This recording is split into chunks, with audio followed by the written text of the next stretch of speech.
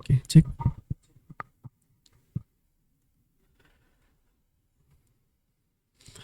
Bismillahirrahmanirrahim.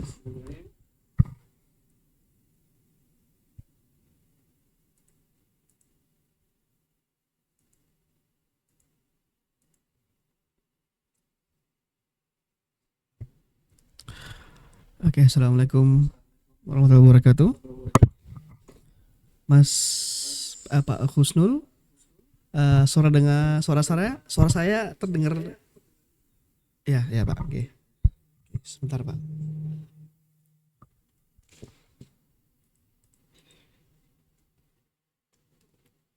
Ini di tempat saya masih gema ini. Maaf ya Pak. Sebentar Pak ya.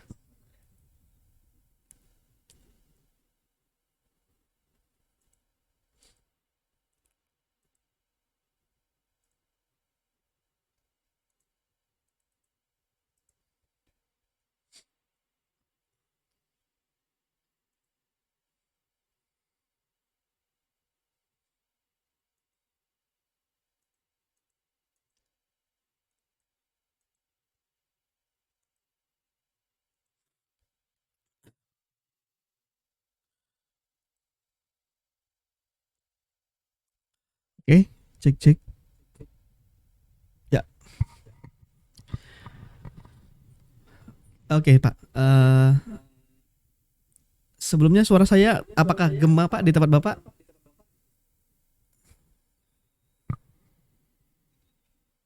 Oh ya, oke.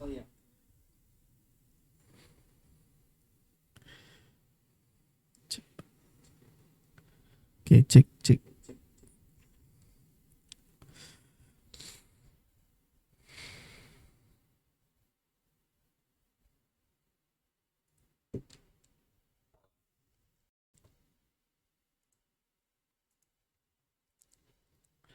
Oke, nggak apa-apa, kita mulai aja. Assalamualaikum ya Pak Hadi ya. Selamat datang dan salam kenal juga nih Pak Hadi. Dengan saya ini kebetulan semester ini membantu juga di mata kuliah analisis dan visualisasi data yang dosen pengampunya adalah Pak Rosidim ya. Yang pertemuan lalu masih ini ya Pak ya, masih pengenalan mengenai eh, LMS, kemudian kontrak kuliah.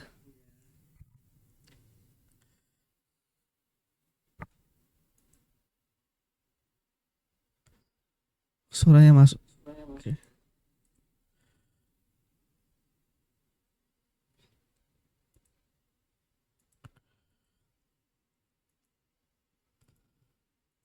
Oh, ini dia.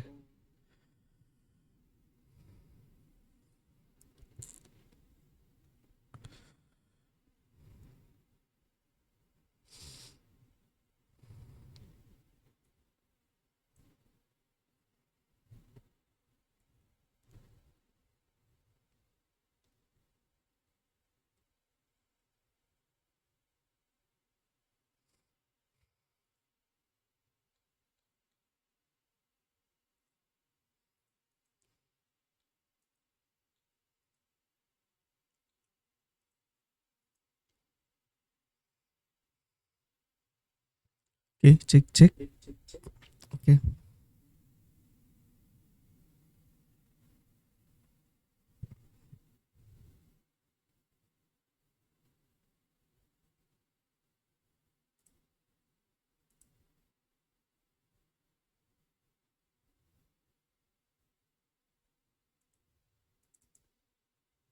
Ya.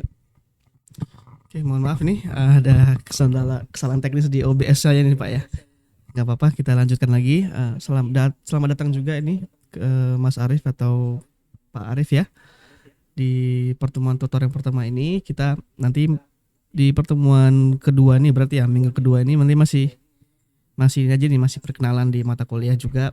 Itu juga kita mungkin sama-sama ini sih melihat CPMK dari mata kuliah ini, nanti goals mata kuliah untuk apa. Nanti juga di pertemuan ini nanti kita kenalkan beberapa apa tools atau framework atau library yang nanti banyak kita pakai untuk kita eksperimen di mata kuliah ini.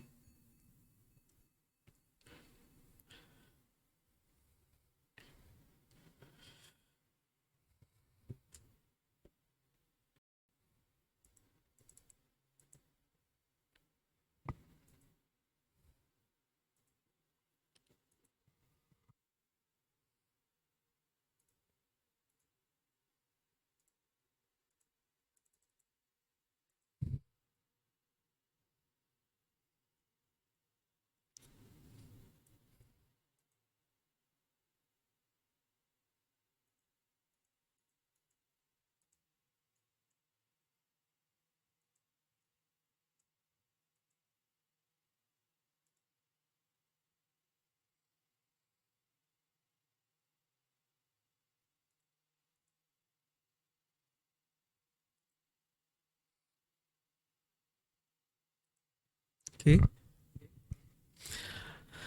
Em, Mungkin kita mulai dari sini ya Bapak Ibu semuanya. Eh,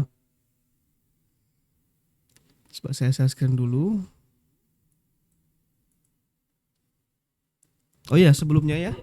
Ini Pak Arif dan Pak Hadi. Ini disclaimer nih selalu saya sampaikan di kalau pertemuan diskusi dengan saya ya. Ya itu senangnya tuh apa ya? Modusnya tuh diskusi begitu. Tidak seperti kayak kampus konvensional yang searah begitu ya. Karena kalau saya lihat data penerimaan mahasiswa barunya di Sibermu ini mayoritas pasti masih bekerja semua. Yang fresh graduate mungkin hanya beberapa persen begitu. Jadi saya suka ketemu di misalnya di prodi lain ya, di prodi informatika itu ataupun di prodi ESI juga ada nih beberapa mahasiswa atau teman-teman Bapak Ibu yang mengambil kuliah S1 lagi di sini, ada yang sudah S3. Hanya ingin linearitas S1-nya biar nanti ketika melamar menjadi akademisi itu harus linear gitu. Ada juga yang posisinya yang C-level, udah CEO, udah CTO di tempat bekerjanya, di tempat startupnya atau di tempat kerja multinasional. Jadi ketika ada case ini kita diskusi mengenai mata kuliah ini, nanti ini kan mata kuliahnya kurikulum base ya, yang dirancang oleh dosen pengampu berbasis asosiasi ini ya, asosiasi informatics ya, se-Indonesia begitu. Nah nanti ketika ada gaps nih antara teknologi yang nanti kita akan coba eksplor dengan ternyata implementasi di e-production. Nah ini sering nih kemarin di prodi informatika tuh suka teman-teman tuh sharing bahkan nanti berjalannya waktu misalnya dengan pertemuan praktek dengan saya, nanti yang kedua pertemuan kedua atau ketiga kita bisa aja tuh tiba-tiba ganti toolsnya. Nah itu sangat terbuka, makanya saya juga senang karena mendapatkan ini ya dari sisi perspektif di sisi akademis bisa linear dengan teman-teman yang di production atau yang di industri, dan juga nanti ada kesempatan dengan teman-teman akademisi ya di Sibermu ini kerjasama ke Daereka tuh. Itu ada satu program dari Kemenristek Dikti biasanya di launching untuk pengelolaan dana hibah untuk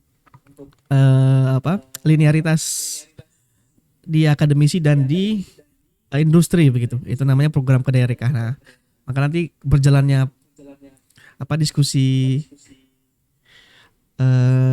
mata kuliah ini, jika teman-teman nanti yang ada lebih proficient, ada yang lebih best practice tempat kerjanya, maka ini ya saya encourage untuk teman-teman sharing ya pengalaman-pengalamannya. Nah juga untuk teman-teman yang fresh graduate di sini juga akan menjadi terbantu ya, dan juga ya inilah salah satu manfaat atau kelebihan kuliah di Cybermu. Selain kita bisa upgrade ya secara wawasan pengetahuan, bahkan bisa dimulai start untuk mendapatkan relasi di sini. Oke, ini sebentar mohon izin.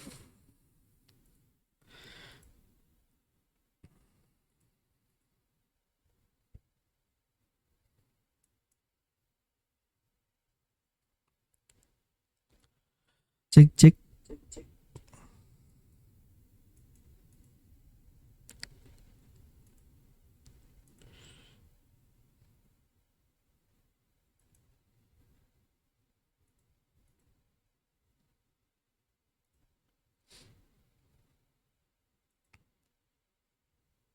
Cek.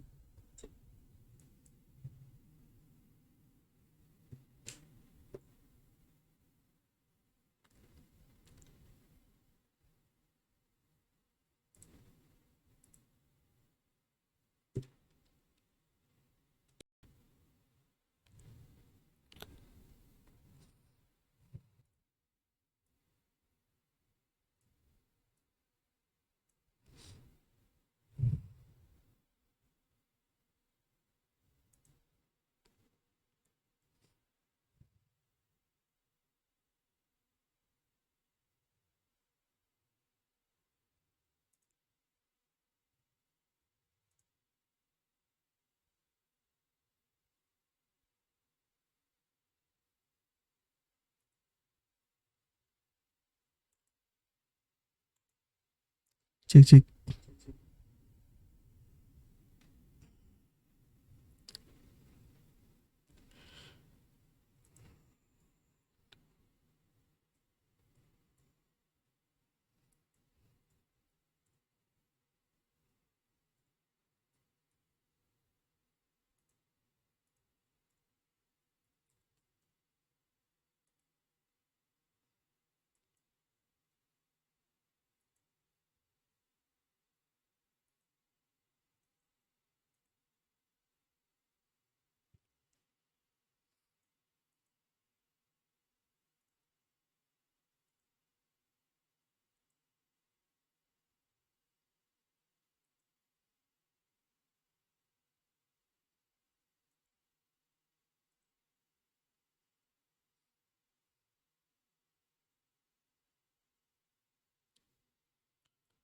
Cek cek.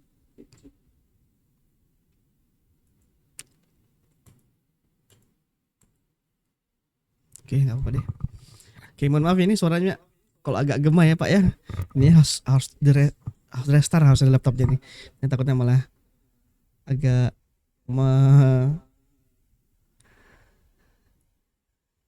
memakan waktu lagi nih. Karena kita juga tadi saya mohon izin juga tadi ya teman-teman agak terlambat masuknya. Oke, mungkin saya mulai dulu materi ini ya pagi hari ini masih perkenalan aja. Masih belum kita apa coba live code begitu ya, masih mengenalkan beberapa toolsnya, kemudian nanti mungkin paradigma saat kita mau coba eksperimen begitu ya. Oke, mungkin saya izin share screen. Tapi mungkin sambil saya share screen, apakah bisa Bapak Hadi dan Mas Arif dan teman-teman yang mungkin nanti akan bergabung bisa apakah boleh perkenalan diri dulu? Nanti biar ketika profiling nih untuk saya juga nih melihat di semester ini apakah teman-teman mayoritas bekerja atau fresh graduate, dan nanti bisa siapa tahu nanti juga mata kuliah ini bisa jadi pilihan untuk konsentrasi di mengambil skripsi atau ini ya mengambil jurnal ya sebagai pengganti skripsi. Nanti bisa kita berikan rekomendasi-rekomendasi mengenai topik begitu. Mungkin bisa dimulai dari Pak Hadi, atau nanti mungkin kalau teman-teman yang menyambi tidak bisa open mic bisa nanti ya bisa di kenalkan melalui kolom chat ya. Oh iya, Oke, Pak Arif tidak apa-apa. Sa Pak Hadi mungkin juga lagi ini ya, lagi di Sambi ya. Nanti mungkin izin di ini ya, teman-teman ya, Mas Bapak dikenalkan saja backgroundnya. Apakah bekerja di mana, apakah fresh graduate begitu di kolom chat ya. Nanti teman-teman atau Bapak dan Mas sekalian saya izin menghimpun nih profiling datanya biar nanti ketika diskusi mata kuliah ini ataupun nanti ketika diskusi di mata kuliah lain atau persiapan skripsi begitu karena nanti bertemu lagi dengan saya di mata kuliah Metopen nih untuk ini apa untuk membuat proposal skripsi. Nanti bisa disematkan di kolom chat ya. Terima kasih sebelumnya. Oke, ini mohon izin saya langsung ke materi aja.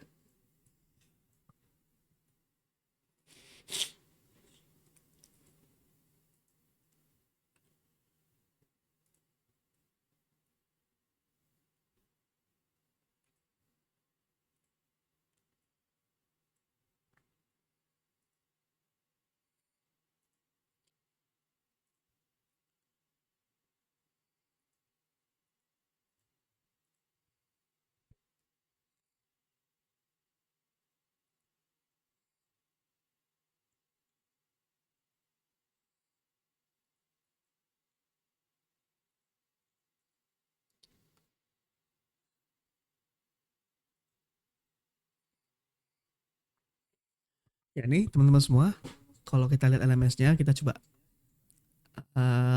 ini coba sama-sama perhatikan CPMK-nya nih.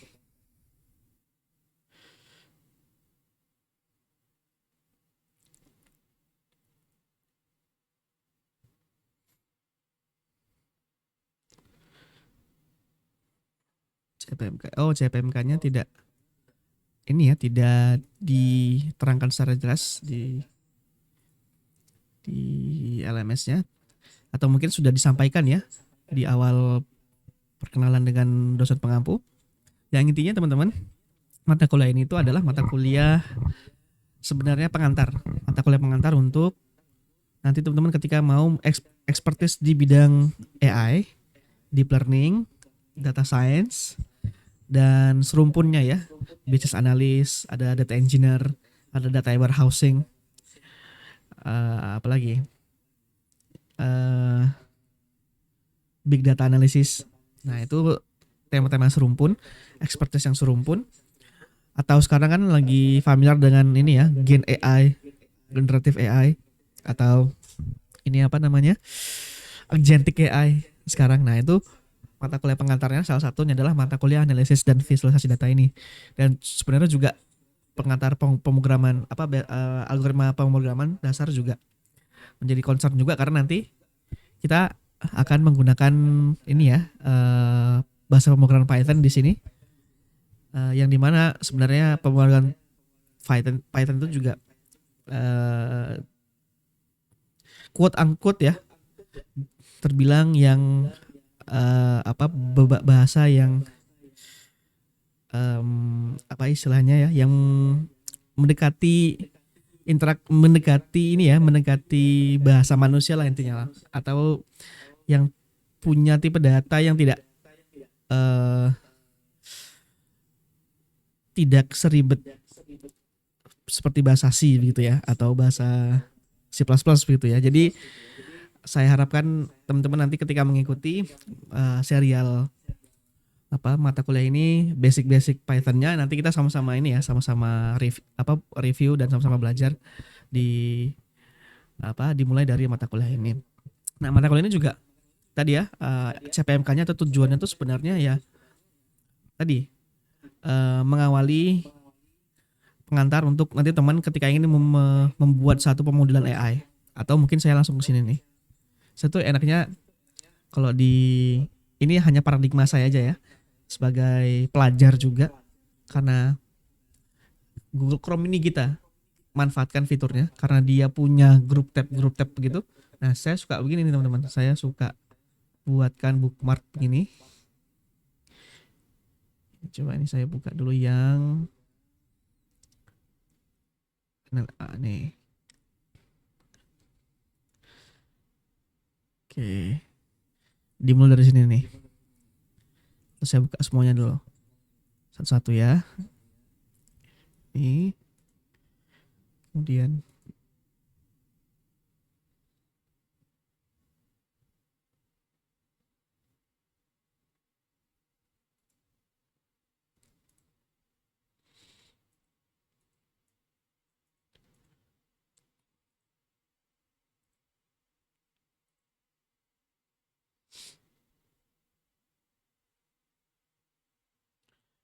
oke, nah ini saya bikin tab grup gini karena nanti kita akan berkotak dengan berkotak-katik dengan ini aja nih, topik-topik yang ada di tab grup ini aja nih.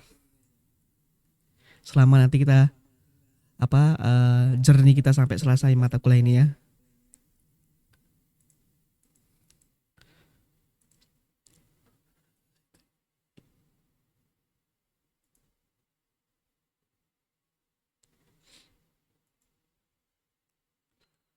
Oke, tadi lagi.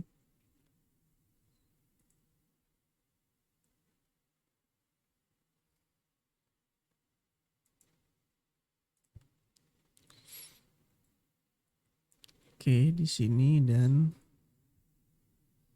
satu lagi terakhir. Oke. Nah, ini mungkin saya tambahkan lagi satu tab grupnya.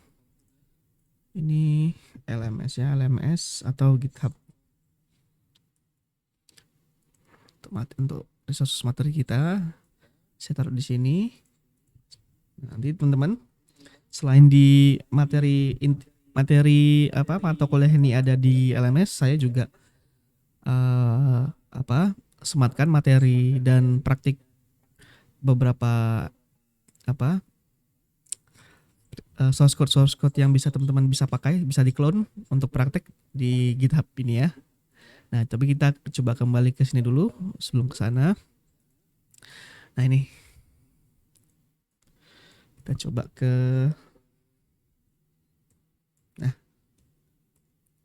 bukan ini dulu. Nah, ini teman-teman, saya senang buatkan grup tab begini karena nanti oh ya ini aja. Nanti kita hanya berkutik dengan tab grup ini ya. Ada di sini nanti ada roadmap. Oh, saya tambahin satu harusnya. Di sini tambahin cheat sheet. Nah. Oke. Kita kosongin dulu. Nah, nanti teman-teman semuanya di mata kuliah ini kita akan lebih banyak mengoptimalkan beberapa Python package atau library, yaitu salah satunya adalah NumPy, Pandas, sama yang ini kita bikin scikit-learn. Scikit-learn ya, scikit-learn untuk analisis. Scikit-learn, ya, analisis segini. Oke. Oh ya, kalau gitu saya buat gini. Ini Pandas untuk tabulasi. Kemudian NumPy ini untuk operasi. Sama kurang satu lagi. Berarti kurang satu lagi, yaitu Seaborn atau Matplotlib ya. Matplotlib ini untuk visualisasi. Report atau visualisasi.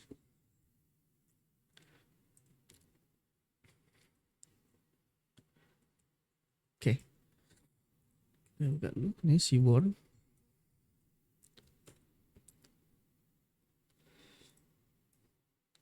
Dan Matplotlib. Oke. Nah, kita mulai dari sini. Nah, teman-teman semuanya, paradigma saya tidak tahu, tapi kalau saya tanya teman-teman ya, teman-teman programmer gitu, programmer IT, TI atau developer begitu yang base-nya dia apa self train atau self run learn atau memang memang dari universitas, itu mayoritas pasti apa ya, kerangka berpikirnya itu terstruktur ya. Nah, dan mereka membiasakan memulai sesuatu atau ingin upgrade skillnya atau apa ya, ingin punya goals journey begitu, itu pasti mereka tuh menyusun roadmap atau menyusun strategi-strategi ya untuk bisa apa ya, bisa proficient di bidang-bidang yang dia mau kuasai. Nah, salah satunya ini pasti akan menjadi saran, selalu menjadi saran untuk teman-teman yang mungkin ya, ini saya asumsikan saja, teman-teman yang mungkin belum pernah atau belum pernah mendengar istilah-istilah tadi ya, beberapa tools yang tadi, ataupun yang sudah pernah, maka saya asumsikan pasti juga ini apa, paradigma dia belajar kurang lebih sama nih, sama apa, sama seperti ini. Apa dia selalu apa, mencari beberapa framework atau library yang sesuai dengan topik yang pelajari, kemudian dia mencari dokumentasinya dan cheat sheetnya. Oh, ini berarti saya tambah sini. Saya tambahin doc. Sebenarnya nanti dokumentasinya kita harusnya di per library ya. Tapi nggak apa, saya buat aja di sini. Nah, dia mengulik dokumentasi library-nya, baru eksperimen dari apa, melakukan eksperimen base projectnya itu diklasifikasi tuh. Ada yang base industry, ada yang base yang cuman untuk eksperimen aja. Nah, makanya saya buat nanti ini base project di sini. Sebenarnya kalau yang di case kita di mata kuliah ini dan pertemuan selanjutnya nanti base projectnya tuh saya mau kategorikan base project latihan dan base project journaling. Nah, itu beda tuh nanti teman-teman. Apa sebenarnya metodenya sama, toolsnya sama, tapi nanti pendekatan reportingnya yang beda. Nah, ini nanti kita bikin ini, nanti itu pertemuan terakhir ya untuk benchmark antara tadi base project yang latihan untuk kita apa, mendalami topik, dan base project untuk ini base project untuk journaling tadi ya, atau publikasi ilmiah tadi. Nah, ini saya coba kembali lagi ke roadmap. Kalau kita ngomongin roadmap, nah ini mungkin teman-teman yang sudah tahu atau yang belum tahu, tolong di save ini apa, website namanya roadmap.sh. Ini selalu kalau teman-teman ingin apa di SI atau di TI, pengen spesialis di bidang apa, semua apa roadmap, semua skill set, semua panduan teman-teman yang akan apa pengantar materi-materi yang harus dikuasai itu lengkap dokumentasinya di sini.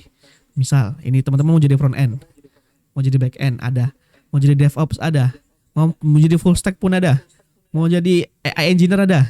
Nah, nanti kita coba lihat isinya. Nah, ini satu pengantar materi ini harus dikuasai. Ya, ini teman-teman kalau misalnya yang belum familiar dengan roadmap SH ini, maka jadikanlah ini ya, patokan atau referensi utama kita sebelum kita memulai journey kita untuk belajar atau upgrade skill kita ya. Karena memang ini sudah didokumentasikan dan cukup ya untuk kita apa, mungkin ingin apa, menambah code hour kita atau latihan kita atau belajar kita sendiri gitu, atau self taught begitu. Nah, ini jadikanlah ini pintu utamanya, pintu awalnya ketika kita yang belajar. Nah, makanya jadi akan lebih struktur ya. Nah, ini misalnya jadi front end, ini basic HTML, basic CSS, basic stylingnya ada, nanti ada pakai konsol JavaScript-nya dan sebagainya nih, ada Git npm dan sebagainya. Ini kan ini journey agar teman-teman bisa proficient memang mengenali front end secara kafah gitu, secara utuh begitu ya. Begitu juga dengan back end, begitu juga dengan AI dan nah ini dalam konteks sekarang kan kita kan berbicara mengenai AI dan machine learning ya. Mata kuliah ini sebenarnya tadi ya dari pengantar untuk AI dan machine learning. Jadi maka kita akan fokus ke sini nih, AI data scientist ya. Atau tadi ada AI engineer ya.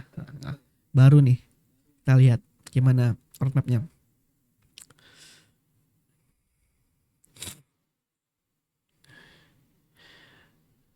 Oke, coba AI scientist. Nah, ya kurang lebih sama ya. Dan machine learning ada EDA juga.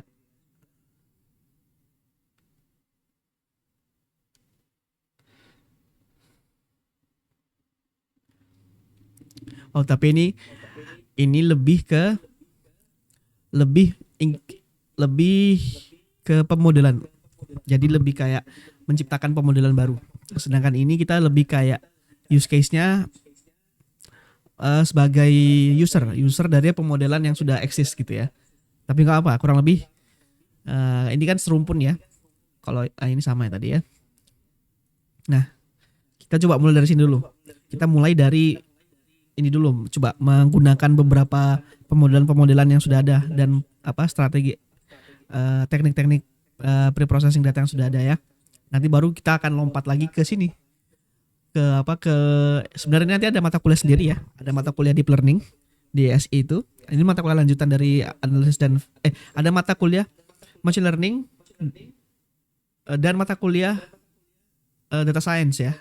Nah, ini nanti lompatannya atau lanjutan dari mata kuliah pengantar ini adalah ini nanti teman-teman concernnya di mata kuliah machine learning ini nanti roadmapnya adalah ini tidak menggunakan tapi membuat pemodelan ya, mengadjust parameter atau parameter tuning agar kita bisa mendapatkan pemodelan yang memang create by kita based on ini ya algoritma sebelumnya begitu ataupun algoritma baru sekalipun ya yang teman-teman nanti buat.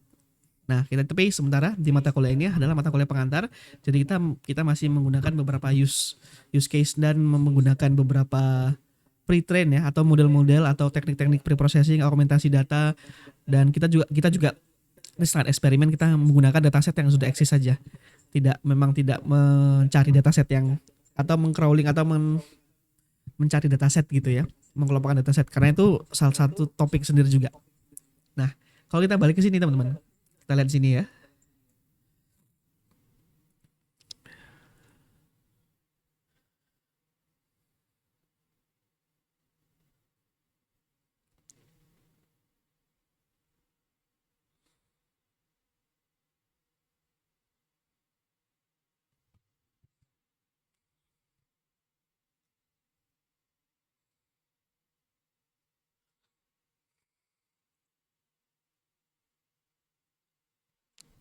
Oh ya, maaf. Cek cek.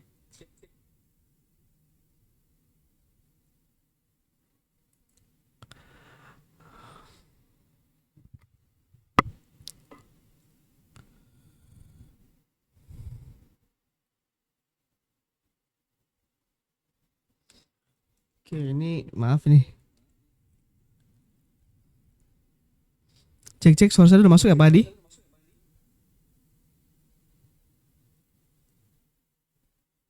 Wah, ini maaf nih. Ternyata nanti mic-nya off ya. Oke deh, nggak apa-apa. Kita cepetin aja lagi ya. Saya ulangi lagi. Ini mohon maaf ya sebelumnya nih teman-teman, Bapak dan Mas kalian ini ternyata ini memang harus direser nih kayaknya laptop saya biar tidak trouble-trouble tapi nggak apa-apa. Kita coba ulangi lagi. Kita coba ini lagi apa ya?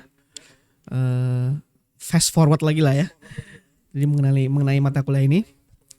Oke, long story short tadi saya cerita mengenai ini teman-teman semua. Ini mau izin saya konfirmasi suara saya jelas ya? Bisa didengar ya? Nah sekarang saya nggak bisa dengar suara teman-teman nih. Iya, ya nggak apa-apa deh. Saya asumsikan jelas ya. Atau bisa di kolom chat, bisa di Apakah bisa minta tolong dikonfirmasi masuk atau tidak? Mohon maaf ya sebelumnya nih kendala teknis.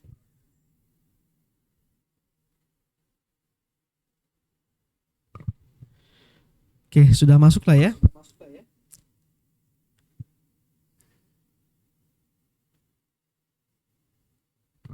Oke, saya lanjutkan lagi deh. Oke, saya ulangi lagi.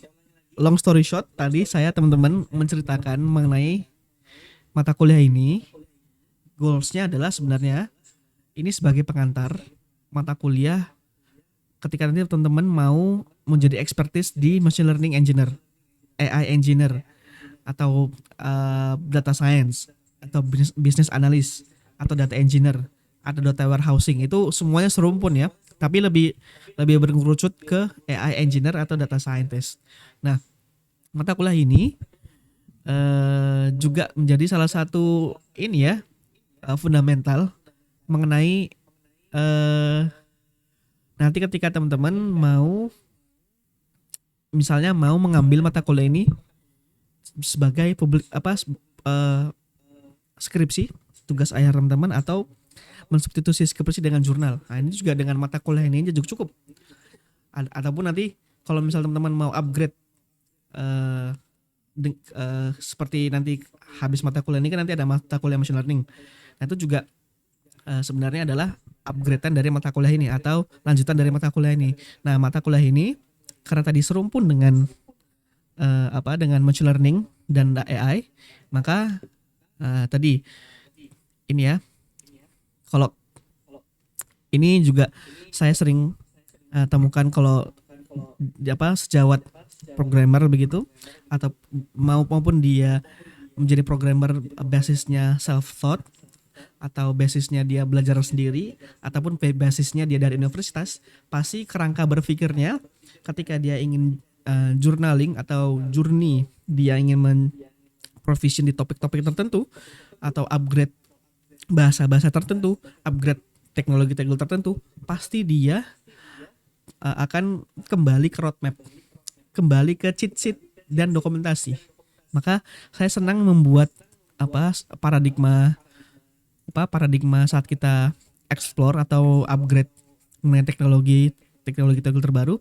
Saya buatkan tab-tab begini nih, karena akan lebih fokus untuk misalnya dari topik mata kuliah ini ya, mata kuliah analisis dan visualisasi data misalnya. Nah, ini saya buatkan tab dan saya bookmark sendiri, karena nanti kita akan hanya fokus kepada beberapa library dari Python ini yang kita akan terus ini ya, optimalkan nih fitur-fiturnya. Nah, teman-teman semuanya, nanti di mata kuliah ini kita akan menggunakan Python ya. Nah, ini nanti basic pemrograman Python, tipe dasar tipe data, kemudian function dan sebagainya, dan OOP di Python. Nanti kita akan juga mulai dasar-dasarnya di serial mata kuliah ini.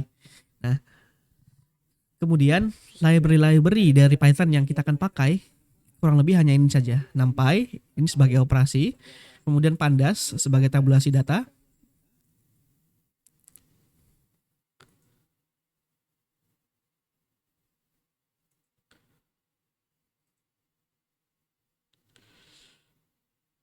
oke, dan scikit-learn ini sebagai analisisnya,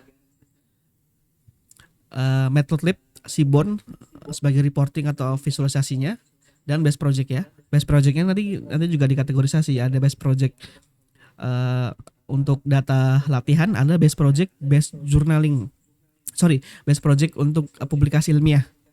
Sebenarnya nanti saya tambahkan best project best industrial case ya. Tapi mungkin kalau misalnya sempat nanti kita akan coba di pertemuan terakhir, kita akan benchmark antara 3 best project tadi, karena tadi ketiga best project tadi pendekatannya berbeda walaupun metodologinya sama. Nah, kita kembali lagi ya ke roadmap tadi. Maka ketika kita teman-teman mau upgrade skill apapun, kembali ke roadmap, kembali ke dokumentasi dan cheat sheet ya. Nah, maka nanti kita akan lebih struktur nih saat kita ingin mengupgrade ilmu atau mengupgrade teknologi-teknologi yang ada gitu. Misalnya di front end nih, tadi kan. Nah, ini atau UI UX. Ini aja deh front end aja. Nah, ini lengkap nih apanya eh journey-nya atau materi-materi pengantar yang teman-teman harus kuasai ya.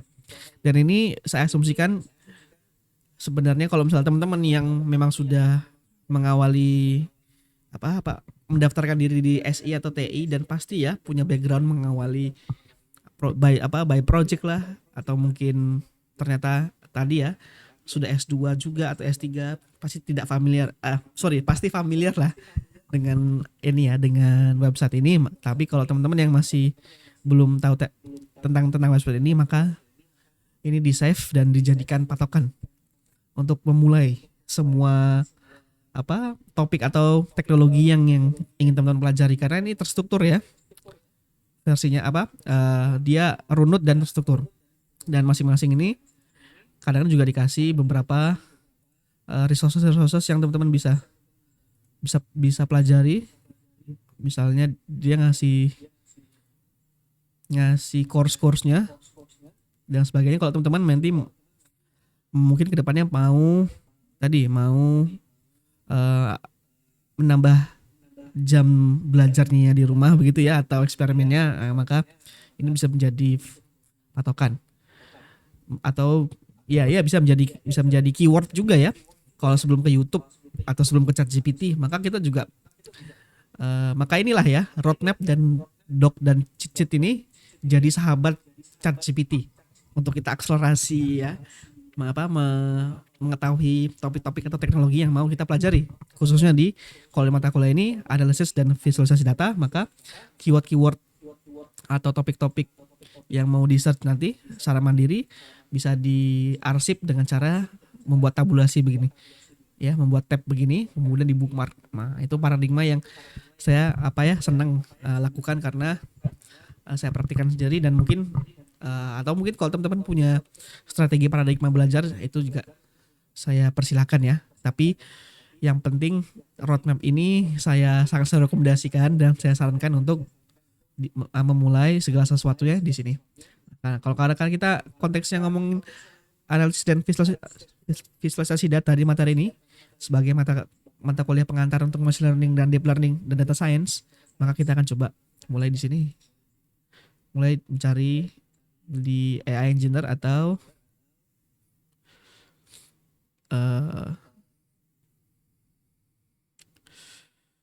AI dan data scientist ya. Nah bedanya apa? Kalau saya lihat dari ini baru ya, ini baru saya lihat ini, karena tadi baru nih new.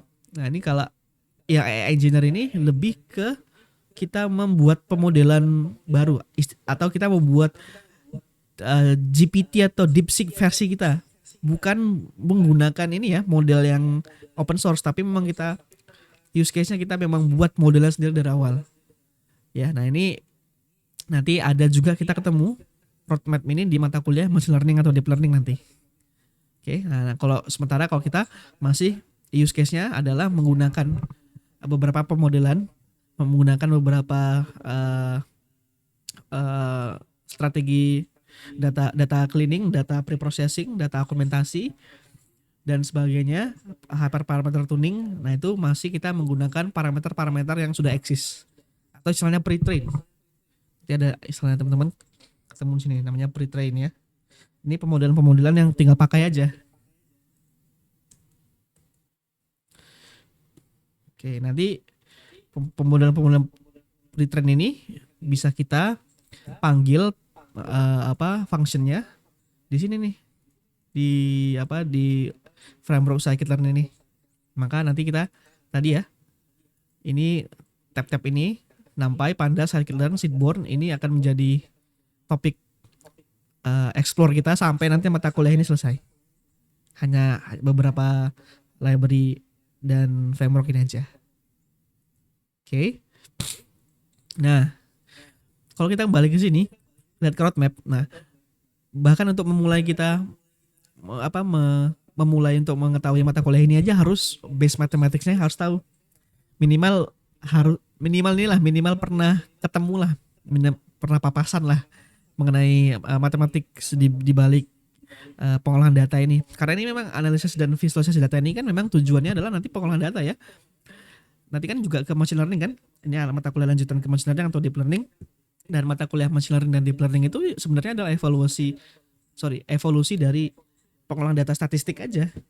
Pengolahan data statistik yang tradisional. Misalnya kalau teman-teman yang eksakta dulu di SMA-nya, kalau yang udah pernah S1 yang non eksakta pasti suka ketemu dengan pendekatan skripsi yang kuantitatif ya, yang menggunakan analisis regresi linear, multiple linear regression atau regresi berganda atau SEM atau ANOVA. Itu sebenarnya pendekatan statistik ya yang sudah familiar, yang tradisional. Nah, di-upgrade lah pendekatan statistik itu dengan pendekatan pembelajaran mesin atau machine learning, atau naik lagi satu tingkat ke deep learning menggunakan neural network atau propagasi. Naik lagi sekarang ke transformer atau GPT ya. Nah, maka sampai sekarang ya LLM atau large language model. Nah, itu hanya evolusi pengolahan data statistik ya. Nah, dimulai dari mata kuliah ini kita nanti akan mengenal beberapa pendekatan statistik tradisional atau pendekatan statistik machine learning ya, yang lebih upgrade sedikit. Kita nanti pakai scikit-learn. Sebenarnya teman-teman boleh misal mau langsung ke menggunakan TensorFlow misalnya. Atau kalau teman-teman yang memang ternyata lebih upgrade teknologinya, silahkan ya. Saya sangat mempersilahkan teman-teman, bahkan juga mungkin saya juga bisa mungkin teman-teman bisa juga sharing ke teman-teman semua ke sini biar nanti kita sama-sama upgrade ilmunya ya. Nah, ini juga bisa pakai keras misalnya. Boleh atau pakai PyTorch ya. Boleh juga. Nah, ini juga boleh. Ini library pemodelan ya, pre-train yang sudah ada. Oke, nah. Tapi nanti kita akan lebih fokus ke scikit-learn ini aja.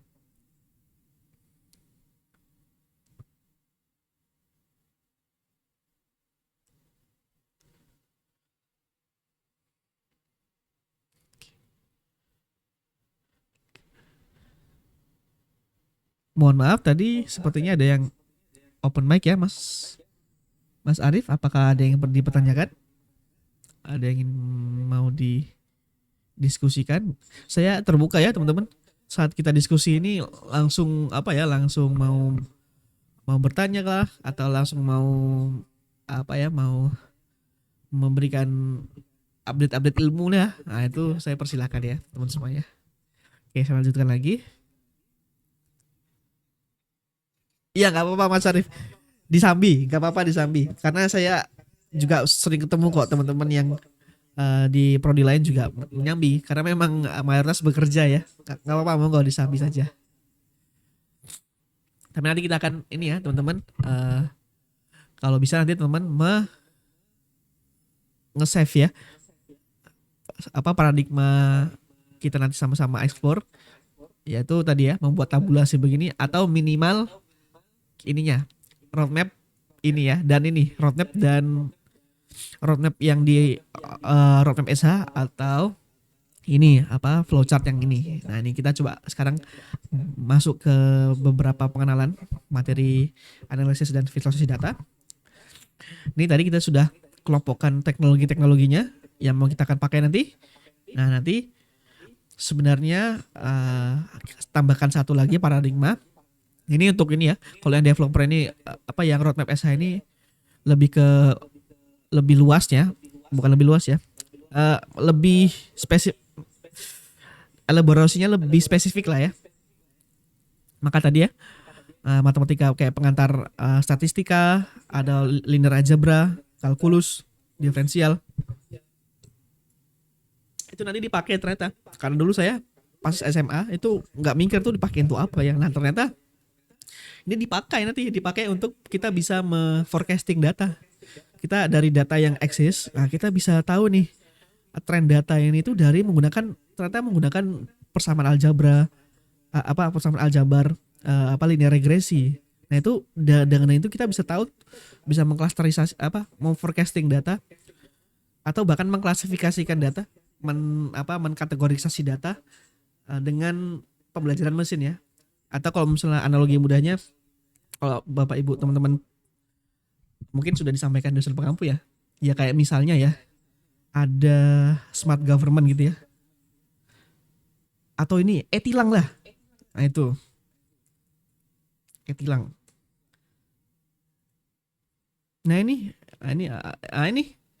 konsep-konsep image processing ini atau eh, infrastruktur teknologi di balik ini salah satunya ini di pengantar mata kuliahnya ya. Nah, nanti teman-teman ketemu nanti di mata kuliah machine learning itu image processing, base pengantar ilmunya adalah ini ya, analisis dan visualisasi data. Nanti mengklasifikasi mobil ini yang ada di jalan ini bisa di track, bisa langsung dibaca nih nomor code-nya ini, ataupun dikategorisasi kendaraannya itu ya ternyata menggunakan pendekatan ini regresi berganda juga bisa. Tapi kita tidak akan membedah, menghitung ininya ya, algoritmanya ya. Kita hanya use saja, menggunakan aja base dari library yang ada. Ya, nanti kalau misalnya teman-teman mau lebih dalam lagi secara filosofi, gimana mengetahui matematika di belakangnya, nah itu juga saya sarankan langsung ke roadmap SH ini aja dan pelajari ini nih beberapa pengantar-pengantar matematika dan statikanya. Nah ini kan kita langsung langsung ke sini nih, langsung kita lompat ke coding, baru lompat ke sini. Ini kan kita lewati ya. Ini saya nanti kita kan hanya use case ya menggunakan. Tapi nanti kalau misalnya ada di pertengahan mau diskusi mengenai filosofi ini, nah kita coba sama-sama berpikir ya. Gak apa-apa, saya senang malah nanti otaknya kita sama-sama kita pakai biar pusing bersama. Oke, nah saya monggo.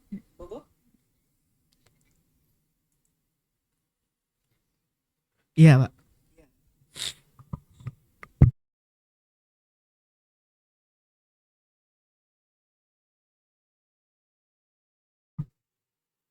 Melatih data gambar gimana? Mau Pak pertanyaannya? Heeh.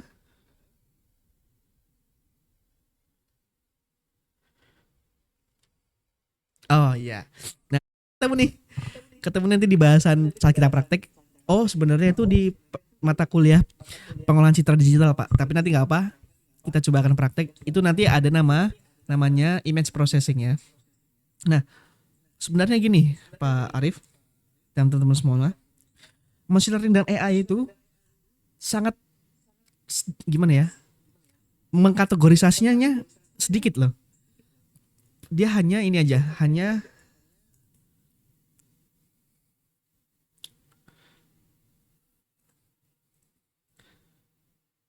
tasnya ya, atau tugasnya ya. Itu hanya di ini aja, tiga topik besar ini. Sama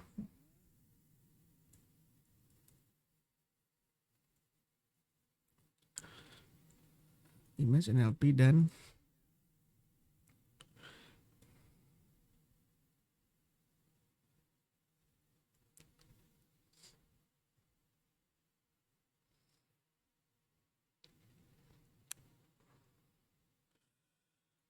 satu lagi saya kok lupa ya, apa signal processing ya.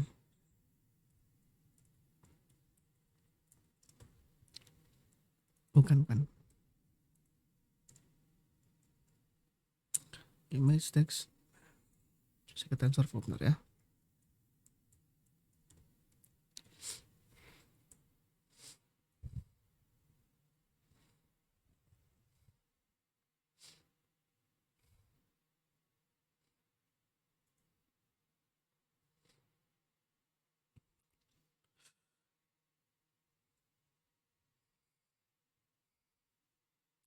Kita langsung ke ChatGPT deh. Intinya gini Pak, ada tiga nih, ada tiga topik besar ya. AI itu hanya berkutik ketiga topik besar ini aja. Pertama image processing, kedua natural language processing, ketiga tuh saya lupa antara sinyal processing atau teks sinyal processing atau gitu. Nah, coba kita cek ya. Bentar.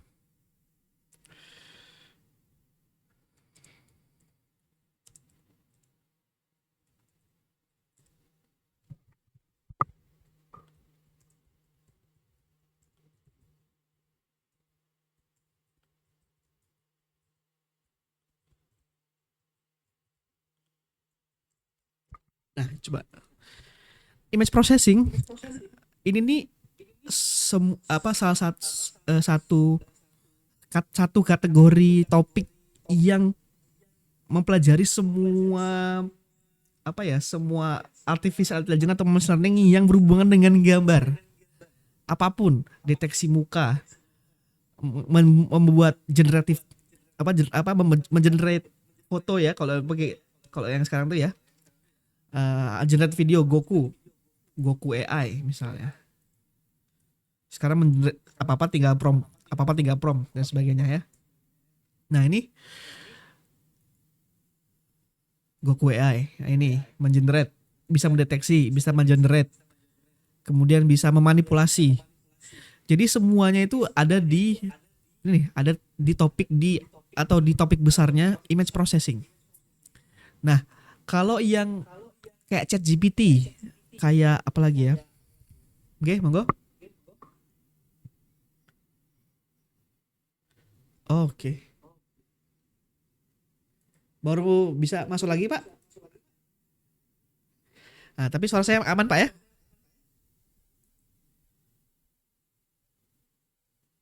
Cek cek. Oke. Nah, saya lanjutkan lagi ya. Nah, ini nih, majoritasnya nih. Oh iya, sama data sih. Data aduh.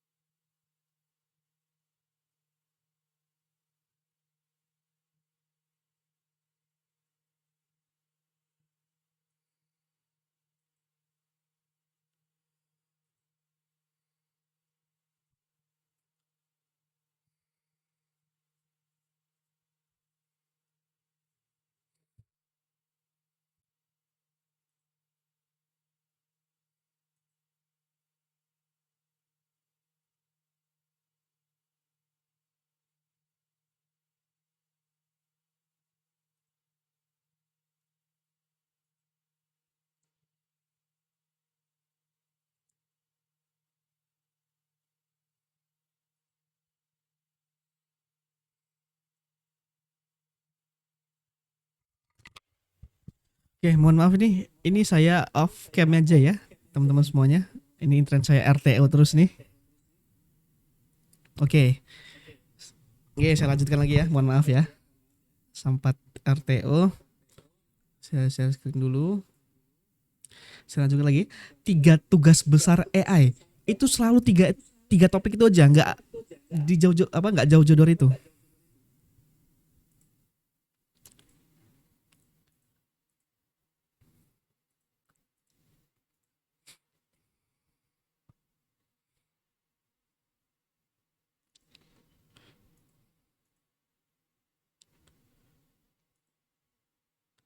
Nih kelihatan ya.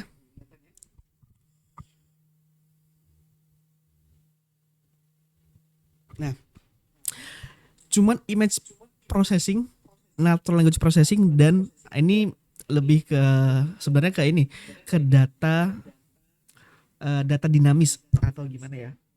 Data dinamis itu kayak lebih eh data yang sifatnya tuh selalu data yang sifatnya selalu berubah-ubah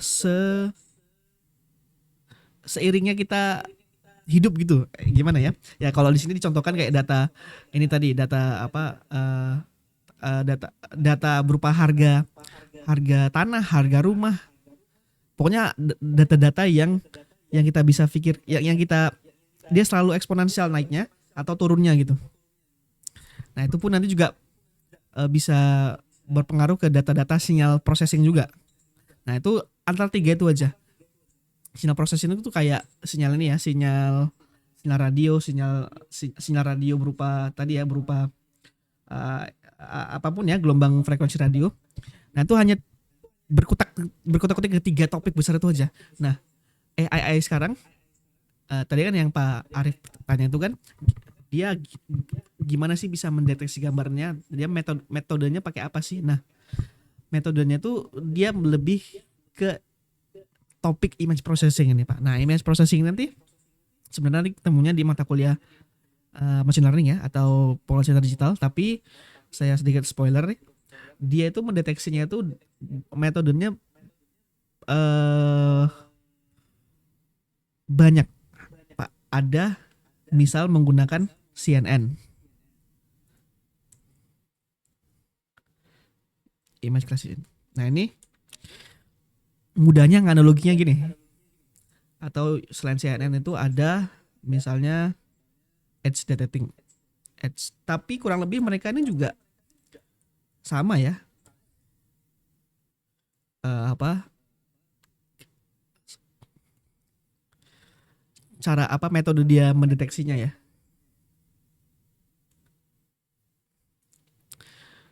Nah, nah kalau dari CNN ini dua pendekatan metode atau kalau di konteks kita ya, kalau konteks kita di tab ini harusnya masuknya ke analisis nih. Ini coba saya pindahkan ke analisis.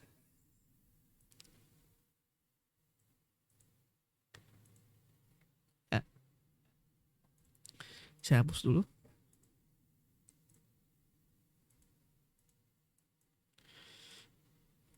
Nah, cara mendeteksinya gimana? Apakah ada GIF-nya ya, biar enak ya.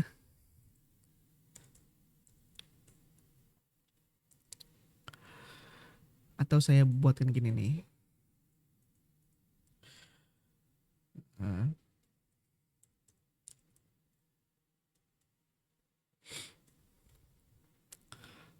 Nah, ini nih, lebih enak ini pakai ini nih. Nah, cara deteksinya gimana? Ini kita menganalogikan apa? Mencoba memahami secara simpel, Pak ya. Nah, gambar itu kan satuan dari gambar yang nanti kita olah datanya adalah pixel namanya. Nah, pixel itu susunan pixel itu ya kalau Bapak tahu ada apa resolusi kamera 20 megapiksel, 10 megapiksel. Nah, itu sebenarnya satuan dari produksi gambar yang dijempret oleh device-nya kan ya. Nah, ini satuan pixel itu. Nah, ini kalau Bapak lihat di yang sebelah kanan ya. Yang ini. Sorry, yang ini. Aduh. Nah, ini yang kursor sebelah kanan ini ya. Nah, nih. Nih, ini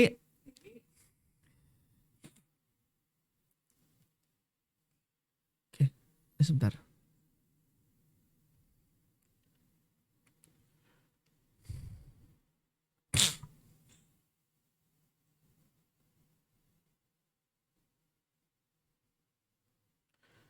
Oke, bisa ya. Kok hilang? Oke, sudah. Nah,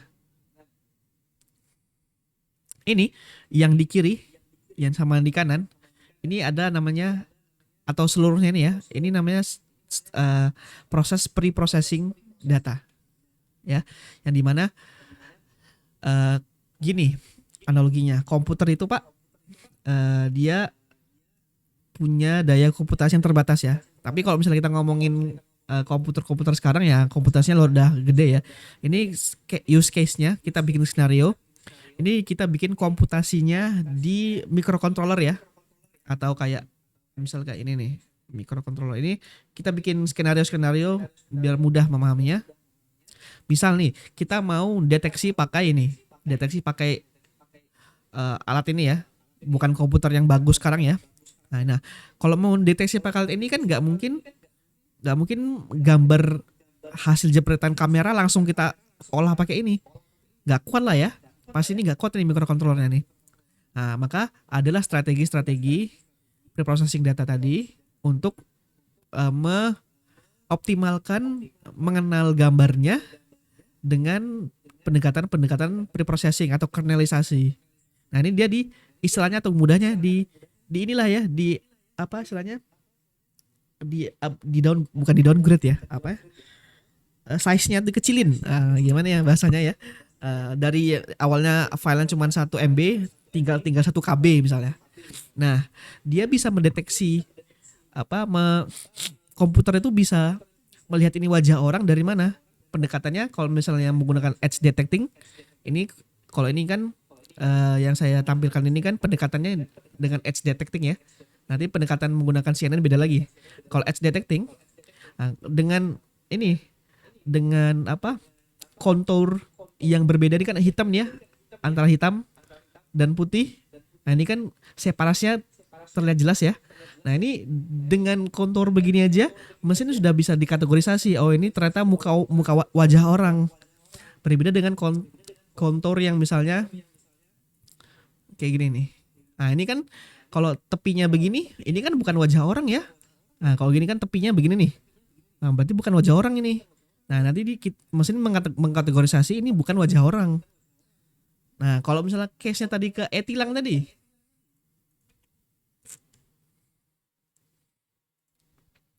Yang e-tilang ini kan dia mendeteksi ini ya, mendeteksi angka ya. Angka-angka di sini ya. Maka kan ini ada separasi antara putih. Mana sih? Coba. Plat ya. Kan ada separasi ya antara putih dan hitam ya. Kontras sekali ya. Nah, ini bisa pendekatannya nggak harus yang deep learning pakai CNN. Kalau pakai deep learning pakai CNN, kita lihat mana yang CNN misalnya. CNN tadi mana? Ini. Nah, ini komputasinya berlayer-layer ya, menggunakan perseptor. Nah, ini nih.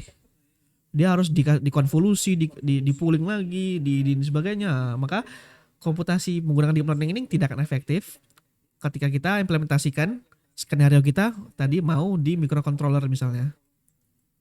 Mana microcontroller kita tadi?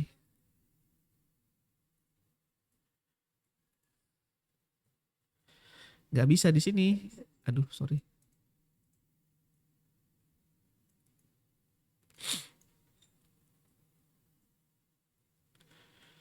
Nggak bisa di sini. Karena nanti akan meledak ini ya apanya MCU-nya ya atau CPU-nya ya. Maka pendekatan-pendekatan itu tergantung skenario tadi ya. Maka kita juga belajar tuh ada teknik-teknik preprocessing untuk menyesuaikan kita deployment nanti di mana. Kalau misalnya untuk e-tilang ini ya dia biasanya pakai ini ya, pakai komputasi komputer bukan single board komputer ya.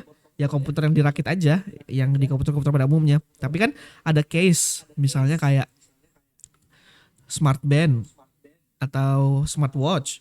Itu kan device-device yang kecil-kecil ya. Sekarang kan device-device kecil-kecil ini kan udah IoT dan AI ya. Nah, yang gini-gini kan udah bisa ada sensornya, ada AI-nya dan sebagainya. Nah, maka nanti masuk ke scope namanya tiny machine learning. Gitu ya. Nah, deteksi tadi ya, kita kembali lagi gimana cara deteksinya. Jadi komputer itu tadi sebenarnya kalau CNN kurang lebih sama, satuan tetap pixel juga. Jadi setiap pixelnya ini bisa bisa mengkategorisasi kalau ini gambar apa gitu dengan pixel-pixelnya. Ini kan kalau Bapak lihat di sini satuannya ini kan dia misalnya nih format gambarnya yang diambil menggunakan kamera HP biasanya 8 bit ya. Nah, 8 bit itu kan integer value-nya cuma antara 0 sampai 256. Ini kan Bapak lihat di sini kan Angka-angka di sini kan cuman antara 0 sampai 256. Nah, 0 sampai 256 itu cuman intensitas kecerahannya aja. Nah, itu pun juga ini yang belum berwarna. Nah, kalau yang berwarna nanti 3 channel. Ini kan cuma 1 channel. Nanti 3 channel tinggal ditumpuk-tumpuk aja 3 channelnya. Red, green dan blue-nya, RGB-nya. Jadi mesin itu atau sensor itu meng-capture gambar sebagai input, sebagai sensor, lalu nanti proses mengenali gambarnya dengan metode-metode tadi. Banyak ya, ada edge detecting, sebenarnya banyak banget nih. Ada sharpen, ada left sobel, outline, identify. Nah, ini metode-metode yang bisa kita pakai nih para pre-processingnya, atau menggunakan deep learning bisa menggunakan CNN. Ini tadi CNN tadi. CNN image. Sebenarnya nggak CNN aja ya. Banyak, sekarang ada LSTM. Wah, banyak banget. Banyak banget, ada GMM. Nah, ini yang banyak banget ini. Kita coba eksperimenkan. Nah, maka adalah best project based on latihan, on industri, dan best project on jurnal. Kenapa, Pak? Teman-teman semuanya. Best project on jurnal saya buat lagi.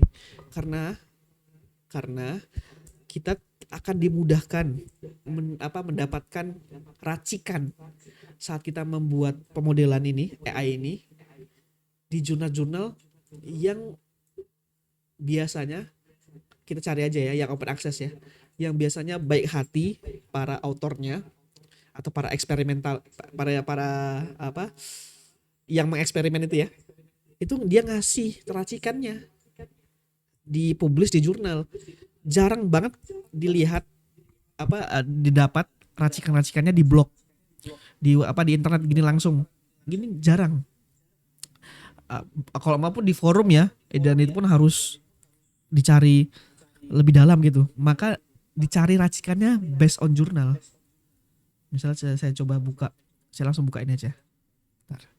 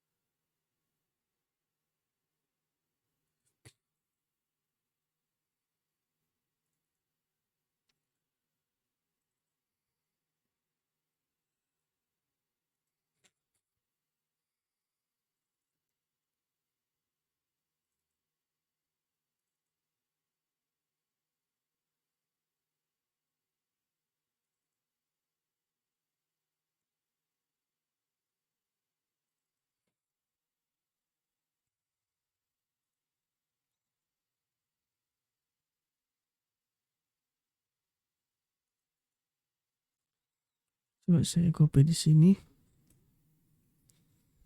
Kayak kelihatan ya. Ini jurnalnya nih. Nah, biasanya dia udah ngasih nih Pak. Ngasih komparasinya nih. Dia pakai model apa? Dia pakai metode preprocessing apa? Akurasinya seberapa? Nah, maka dari ini konteksnya apa ini? Ini deteksi apa ini? Ini deteksi suara ya. Deteksi suara yang ini disorder atau suara-suara yang seperti kayak pelo, gagap, gagu. Nah, itu deteksinya pakai metode ini. Ini jarang banget ditemukan di Google ya. Maksudnya di google.com gitu ya. Ini pasti ditemukannya di Scholar nih.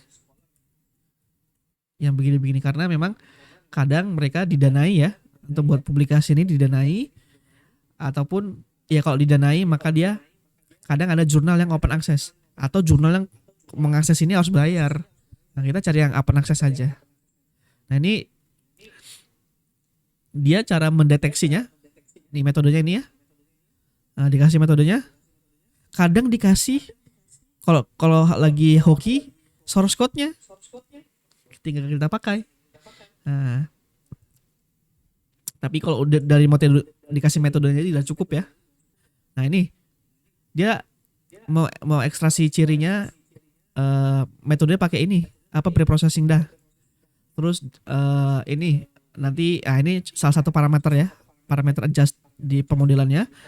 Nah ini database-nya pakai apa? Tuh dikasih database, dikasih datasetnya. Nah ini kita belum masuk ke dataset ya. Ini harusnya ada dataset lagi di sini. Sorry. Ini kita tambahin dataset deh. Sini dataset. Nah karena kalau di apa pemodelan kita yang mau kita buat atau mungkin yang kita pakai ya pemodelan yang udah eksis, tuh datasetnya juga datasetnya yang level dataset yang bagus sama dataset yang jelek itu bisa mempengaruhi hasil pemodelan kita yang bahkan 100% bisa akurasinya. Jadi akurasi bagus, pemodelan kita bagus, tapi dataset yang diinput yang dikasih feed pemodelan kita kasih makan dengan data yang jelek, maka hasilnya juga bisa mempengaruhi. Maka adanya kalau kembali ke sini ke flowchartnya ada proses namanya pre-processing dataset ya. Selalu nih, ini juga nih teman-teman kalau nanti di mata kuliah analisis dan visualisasi data, machine learning, data science kan akan berkutak-kutak dengan flowchart ini aja. Yang pertama inisiasi dataset, kemudian pre-processing dataset, teknik untuk data splittingnya. Ini metode tekniknya banyak nih, ada Keyfold, ada apa lagi ya? Ada ada teman-teman bukan. Keyfold dan teman-temannya ya. Nah, ini hyperparameter tuningnya juga ada. Nah, nanti baru pemodelannya. Nah, baru ke reportingnya. Nah, itu aja. Berkutak-kutik di situ aja. Nah, nanti setiap flowchart ini punya metodenya sendiri. Yang kalau teman-teman mau mengadjust parameter setiap metodenya sendiri, itu nanti bisa diklaim sebagai novelty sendiri atau diklaim sebagai ini AI model sendiri, bukan AI buatan orang, bukan kita menggunakan AI buatan orang.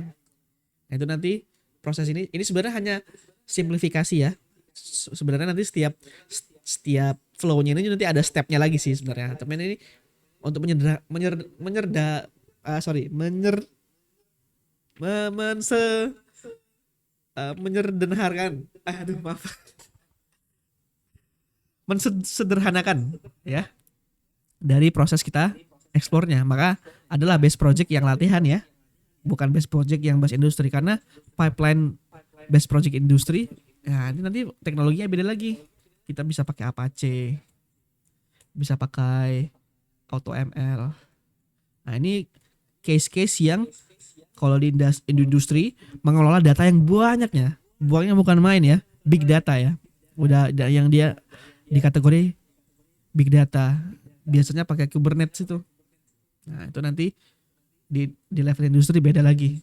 Kita makanya nanti kalau bisa ada kesempatan kita coba best project latihan industri dan jurnal itu kita coba satu-satu deh. Semoga waktunya cukup gitu ya. Nah mungkin begitu untuk menjawab pertanyaannya Pak tadi ya, Pak Hadi ya, atau Pak Arif maaf. Cara back end-nya tuh bagaimana sih gambar tuh terdeteksi gitu loh sama komputer. Nah, mungkin saya izin tambahkan lagi, saya selesaikan dulu roadmap ini ya, baru nanti kita coba selesaikan pertemuan kita dengan pagi hari ini. Nah tadi kita sebenarnya baru masuk, belum membreakdown satu-satu ini ya. Nah coba kita tadi sebenarnya dari pembahasan pertanyaan Pak Arif atau Pak Hadi tadi ya, saya lupa maaf, itu kita juga udah kurang lebih menjelaskan flowchart ini ya. Nah jadi nanti di mata kuliah ini kita tidak concern untuk mencari atau mengcrawling atau men-scraping data atau menyiapkan data. Maka kita menggunakan platform dataset yang sudah eksis aja. Misalnya seperti Kaggle.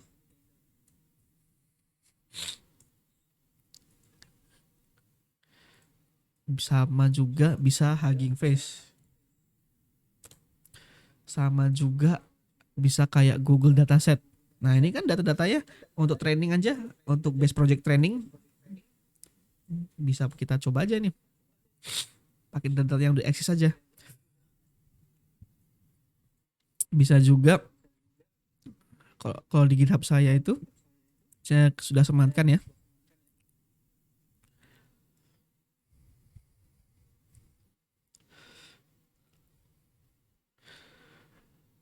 Kalau ini nama-nama produknya, tapi nah ini kalau mau mencari datanya di sini. Ini juga ada nih.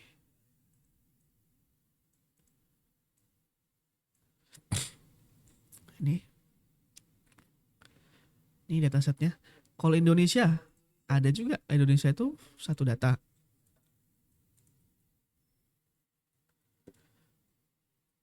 Atau yang paling aktif tuh BMKG tuh sering ngasih open data tuh. Bahkan ngasih API ya. Nih, bisa. Oke. Kita matiin dulu. Ini ya. Ini datasetnya nih. Nah, misal kita bikin skenario mau deteksi, mau bikin pemodelan yang deteksi gambar ya. Itu kita coba ke Kaggle aja. Cari yang paling populer itu AlexNet misalnya. Kalau data itu MNIST. Atau ya udah jangan namanya ya. Kadang namanya agak kan namanya ini kan tergantung si kelompok yang mengelompokkan data ya. Atau ya maka ChatGPT itulah menjadi teman sejati kita dalam membantu journey belajar kita. Coba carikan atau nama-nama dataset untuk klasifikasi gambar misalnya. Tuh MNIST, Fashion, Cifar, ImageNet, atau kalau mau lebih spesifik misalnya klasifikasi gambar apa ya? Coba kita cek di sini. Image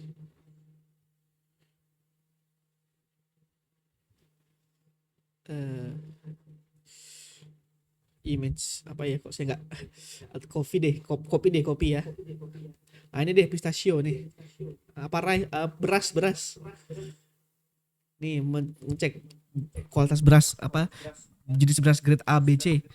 Nah bisa pakai ini nih pendekatannya nih. Ini gambarnya mana? Gambarnya ini nih, ada jenis beras Arborio, Basmati, Ispala, Jasmine, Karacadak, apa itu? Nah itu mah, nah ini gambar-gambar ini dipakai nih. Ya dipakai untuk nanti kita latih di modelnya.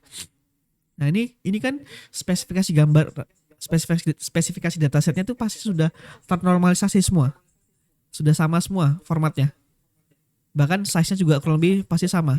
Nah itu nanti ada di proses saat kita mau nih di preprocessing datanya ya, di kelompok preprocessing data ini nanti ada teknik-teknik preprocessing datanya. Begitu ya, itu inisiasi ya. Nah ini preprocessing. Kalau untuk image misalnya preprocessing image itu ada di, kita pakai mana nih? Masih pakai Scikit ya. Preprocessing itu nanti tekniknya misalnya salah satu teknik preprocessing populer ya. Itu ya tadi ya edge, misalnya edge detection ya. Atau kalau mau keywordnya itu adalah augmentasi data. Atau kan kita sahabat pencarian kita Google ChatGPT ya. ChatGPT aja. Aduh. Keywordnya adalah augmentasi data, augmentasi gambar. Carikan metode augmentasi gambar. Ada ini nih, ada color based transformation, ada oh sorry, bukan bukan di augmentasi ya. Ini lebih kalau augmentasi itu lebih, nah nanti dihadapkan dengan kondisi augmentasi, atau kalau misalnya kita ini ya, tadi kan datasetnya kita dapat langsung di sini ya. Nah, kalau kalau dalam kondisi kita mau mencari dataset sendiri, capek nih kita survei ke setiap kota misalnya untuk dapatkan jenis-jenis kopi yang beda-beda. Maka strategi-strategi augmentasi data itu bisa jadi opsi untuk menambah volume data kita. Nah, itu masuk di pre-processing juga. Masuk di kuadrat di ini. Masuk di step pre-process juga. Nah, tapi itu kan makanya tadi di setiap step ini sebenarnya ada step-step tambahannya lagi biar uh, step pre-processing data itu komplit begitu ya. Nah, ini sebenarnya nanti kita akan kulik lah ini semua stepnya ini, journey-nya sampai nanti kita selesai mata kuliah ini. Kalau pre-processing data finalnya ya, atau pre-processing data yang sudah tinggal pakai misalnya ya. Apa ya, coba saya cari. Pre-processing data untuk gambar. Kalau based on CNN tadi,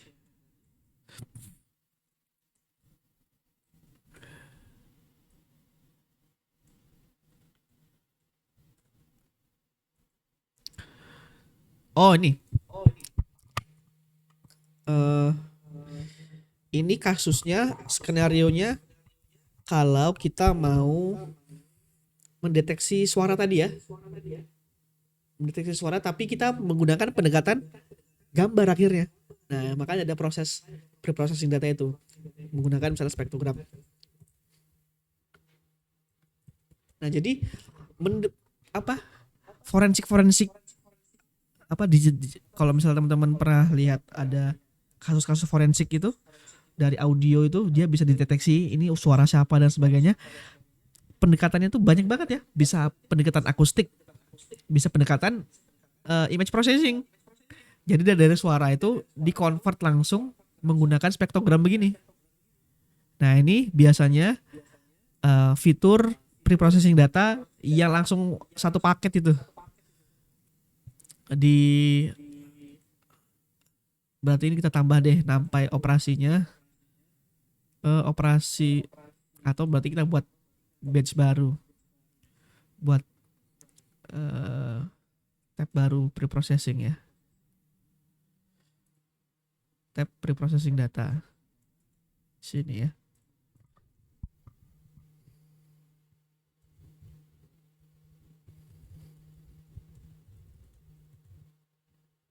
Pakai spektrogram. Tutup dulu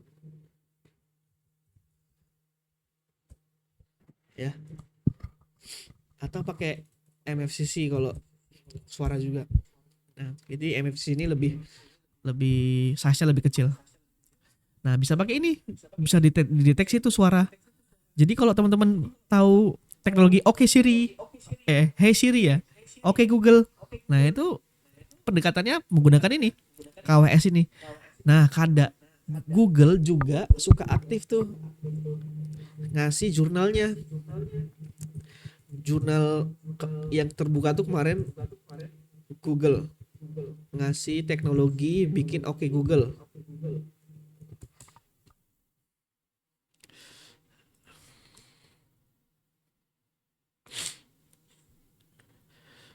Ini nih.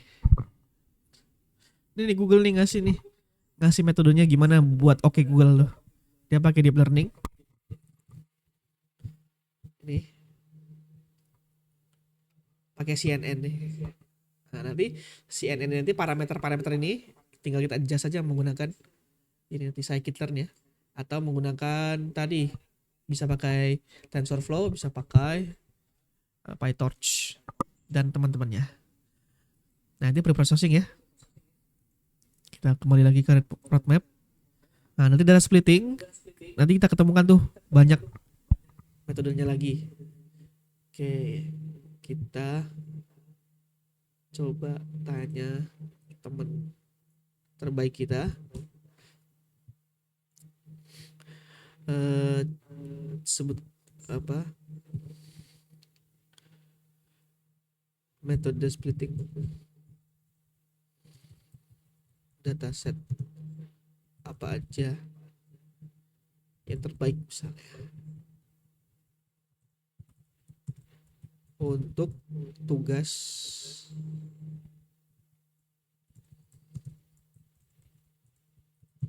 klasifikasi gambar.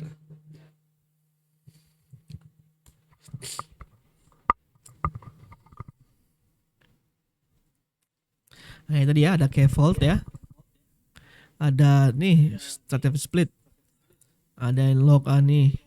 Tapi yang paling familiar tuh pasti pakai K-fold ya, atau pakai yang ini langsung trend test, validasi tes dipisah, maksudnya di manual begini nih, dibikin 80-20 begini.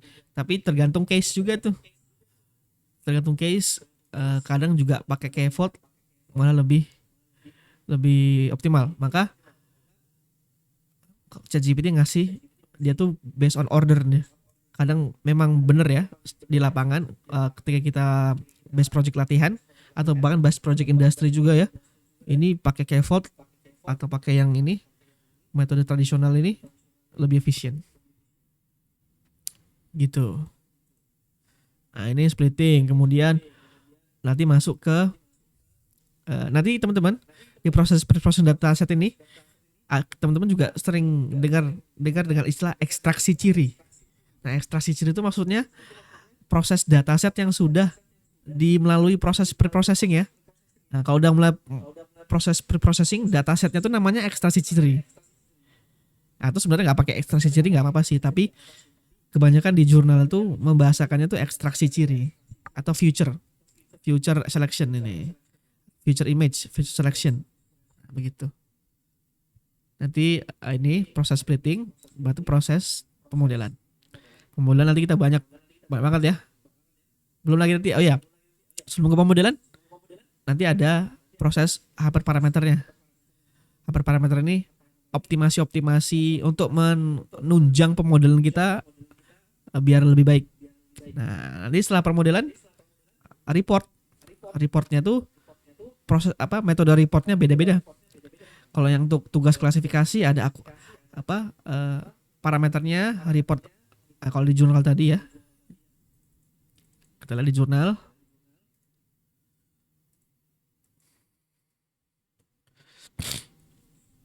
Nih report analisisnya kan dia berupa persen ya, akurasi. Tapi jenis report sebenarnya banyak. Ada sensitivity, ada specificity, ada MCC. Tapi yang paling populer akurasi. Untuk tugas klasifikasi ya. Nanti kalau misalnya untuk tapi klasifikasinya tergantung juga. Nanti klasifikasi gambar. Kalau sorry. Oh ya benar. Kalau tugas klasifikasi, kalau tugasnya regresi nanti ada MSE. Ini min error apa ya? Min SE itu min section error ya. Ada error rate dan sebagainya. MSE itu adalah min square error. Ada min square error, ada banyak juga. Tadi kita kembali ke roadmap. Nah, ada R2, ada RMSE dan sebagainya. Ada word of error juga, WER. Nah, itu menandakan model kita udah baik atau enggaknya tuh dengan satuan-satuan ini. Nah, itulah proses kita. Nanti dokumentasinya, makanya karena ada visualisasi ya, analisis dan visualisasi. Tugasnya visualisasi itu untuk apa? Untuk reporting nanti. Bahkan juga nanti bisa visualisasi data itu bisa membantu kita untuk membantu nge-adjust parameternya dari visualisasi datanya. Nah, nanti kita temukan tuh use case visualisasi datanya untuk selain untuk reporting, untuk pengolah untuk meng-adjust parameter datanya itu bisa dibantu. Kita bisa terbantu dengan itu. Nah, begitulah flow-nya, sederhananya. Ketika kita ingin membuat AI ya, itu kita aja deh, biar lebih tren lah. Kalau kita buat AI sebenarnya ini nih, back end di belakangnya gini aja. Kalau kalau GPT itu kan dia cuma hanya chat GPT ya atau DeepSeek ya. Yang prosesnya sama, kurang lebih sama gini. Nah, cuman modelnya aja. Modelnya dia pakai transformer dia namanya. Kalau GPT itu kan dia pakai pemodelan transformer ya. Model. Dia pakai ini pemodelannya pakai yang ini, yang di adjust parameter yang ini. Datanya ya kan kita udah tahu sendiri ya, dataset dari GPT itu kan dari Google ya. Dataset GPT, chat GPT itu dari ini nih.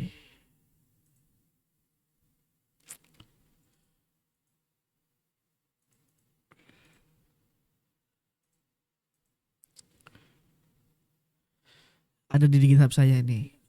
Total ini nih. Dataset chat GPT ya. Nah, oke. Oke, mungkin sekian dulu teman-teman. Pertemuan harusnya pagi tadi ya. Mohon maaf nih. Baru saya mulai jam 9 dan sudah 1 jam lebih sepertinya. Nah ini nanti rekaman pertemuan ini teman-teman bisa akses di link di saya sematkan di LMS. Itu kalau jika mungkin teman-teman ada yang tertinggal ya saat sesi diskusi kita ini. Mungkin sebelum saya tutup, apakah ada pertanyaan Mas Arif dan Pak Hadi? Untuk pertemuan kedua ini kita masih brief introduction dulu juga. Kita belum konfigurasi semua kebutuhan tools praktek kita ya. Kita masih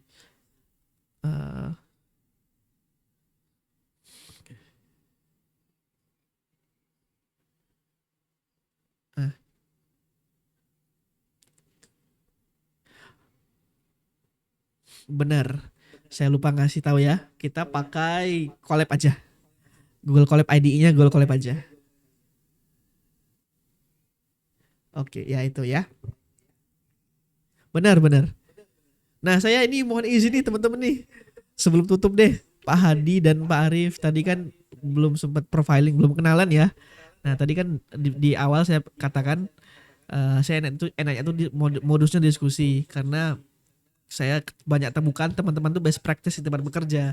Maka ketika kita mempraktek ternyata teknologinya yang lebih baru, kita ketinggalan secara teknologi, maka kita bisa sama-sama ini ya linearkan teknologinya. Nah, mungkin boleh sebentar aja profilingnya, apakah sudah bekerja, apakah fresh graduate, Pak Arif dan Pak Hadi ya. Apakah berkenan ya? Mungkin dimulai dari Pak Arif, monggo Pak Arif.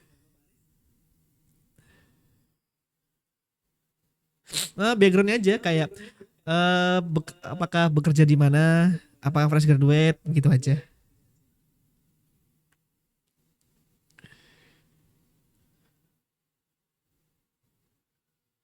Heeh.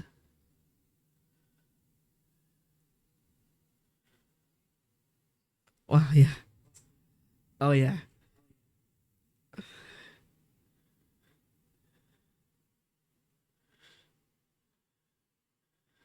oke. Nah ini boleh di spill kerjanya di mana? Boleh di spill kerjanya di mana?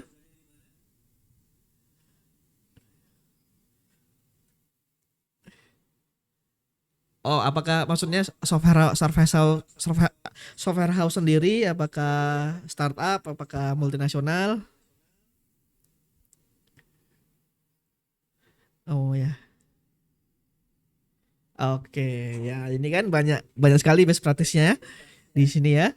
Jadi teman-teman nanti yang fresh graduate nih, sayang tidak ikut sesi sinkronusnya, bisa sebenarnya kita bisa tanya-tanya sama teman-teman yang best practice di sini ya. Oke, terima kasih ya Mas Arif atau Pak Arif ya. Oh,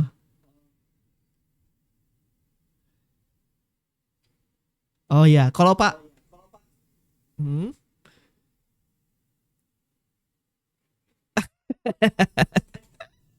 iya iya ya.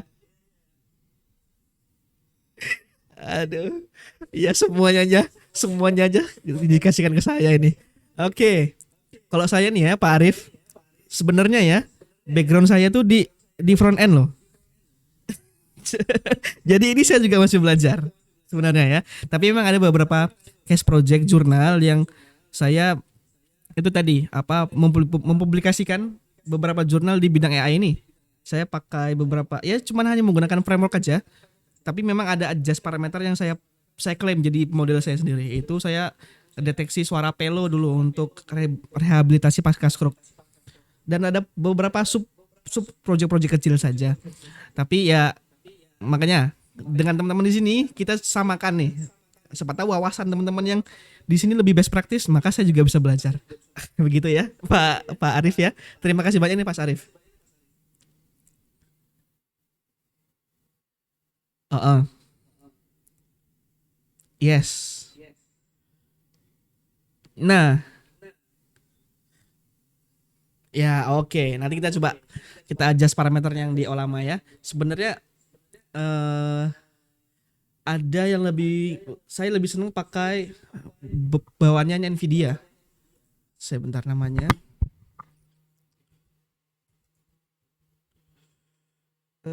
Nvidia ya.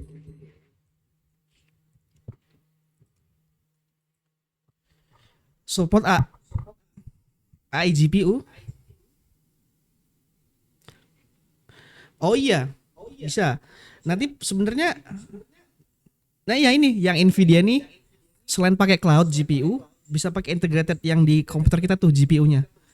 Nanti di collab juga ada settingannya tuh Pak. Di collab itu standar bawaannya kan sorry kalau Juniper Notebook ya.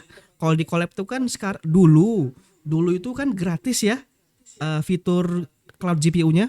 Sekarang kan dia modelnya subscription ya dan harus setiap pokoknya ada beberapa training sekali baru bayar. Maka nanti ketika ketika training kita di GPU ternyata trialnya habis, nah makanya nanti saya mungkin migrasi ke Jupyter aja atau nanti pakai Kubeflow.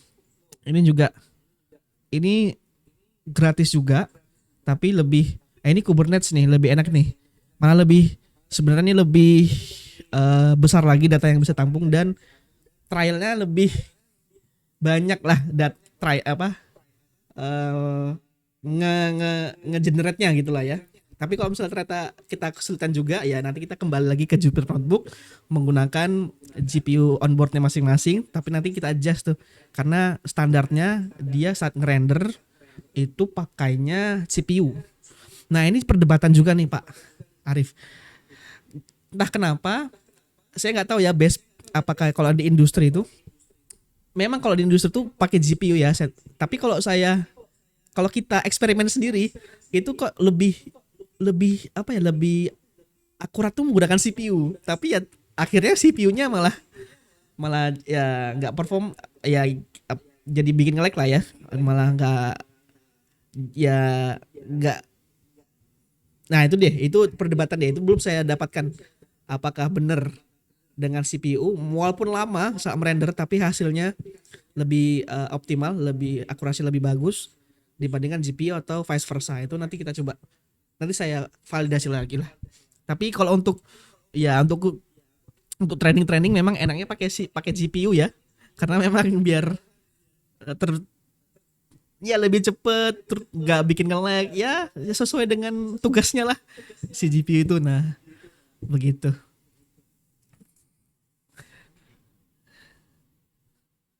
Heeh.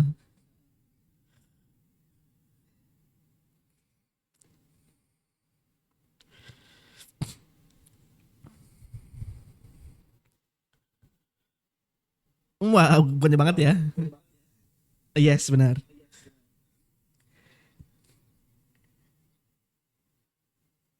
Oh oh maksudnya tuh integrated GPU-nya tuh bukan yang di Ryzen GPU-nya ya. Oh ya ya ya kalau pakai Ryzen tuh Vega ya. Vega 7 Vega Vega berapa ya kalau Ryzen 7 Vega 7 ya Vega 6 Vega ya. Nah saya pakai RTX sorry ini kok saya lupa nih RTX berapa ya itu aja masih untuk dataset untuk kemarin saya coba ngegenerate Mana ya? RTX 4060.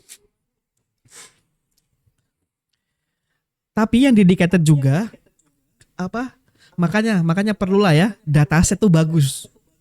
Karena kalau datasetnya nggak bagus, makanya makanya di kalau misal explore-nya kita nanti untuk materi kuliah ini kita explore pakai dataset yang udah ada aja karena ketika proses render kadang itu dia apa ya?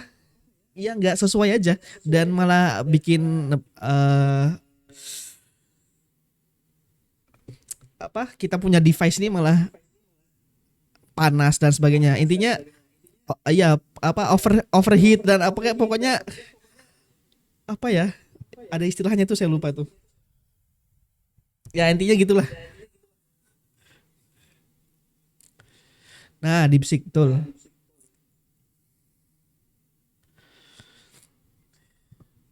Ya, nah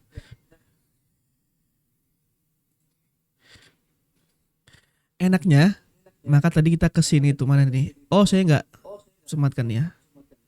Oh, di dataset ya. Oh, ini nih. Nah, ini nanti kita deploy di sini aja, Pak. Karena nanti ini cloud render juga ya. Nah, makanya nanti base project latihannya di Hugging Face ini alternatifnya selain kita mau ngerender cloud di misalnya di collab habis trialnya kita pakai ini atau pakai Kubeflow atau ya udah nanti ke pakai Jupyter Notebook terakhir itu yang paling terakhir karena di sini disediakan platform kita untuk deploy beberapa pemodelan walaupun nanti datasetnya juga dibatasi. Nah, nanti tinggal running di sini kan lebih enak ya. Pokoknya kita pakai aja platform-platform yang menyediakan fitur-fitur ini ya, biar nggak merusak kita punya device. Saya pakai RTX 4060 tapi masih ngerender aja masih masih kok lama banget. Terus kok nggak optimal.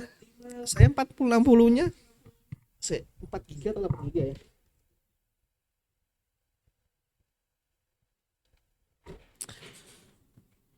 Kayaknya 4 giga deh. Saya buka DXDX dulu. Nah, itu dia.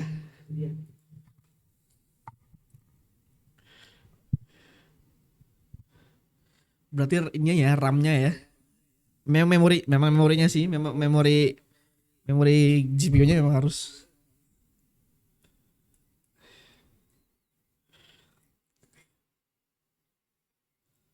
Ya, benar-benar. Ya, ya. Kalau saya nyaraninnya ya udahlah render pakai platform-platform ini aja yang cloud-cloud begini aja. Kalau punya VPS ya pakai VPS aja sendiri. Nah, ya begitu.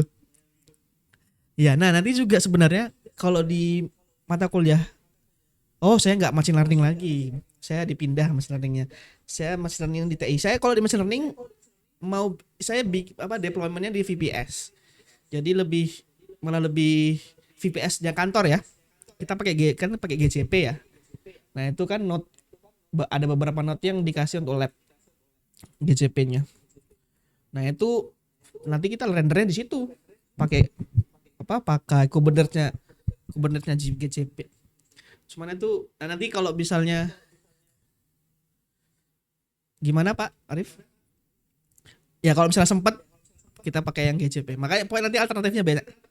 Tapi yang paling mudah ya biar teman-teman bisa ngikuti di sini paling ya tadi ya collab, Hugging Face sama notebook Jupyter Notebook sih. Sama Kubeflow lah. Kubeflow ini open source juga kok kalau kalau sempat. Gitu.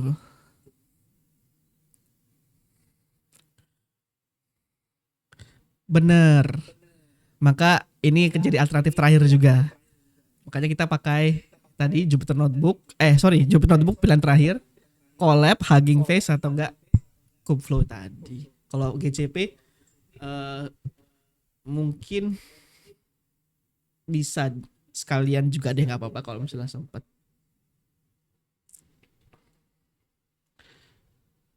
Iya kita pakai note workernya yang punya kampus. Kampus kan note workernya dikasih tuh untuk lab tuh. Ada beberapa droplet yang dikasih untuk lab. Nah itu kita pakai yang itu.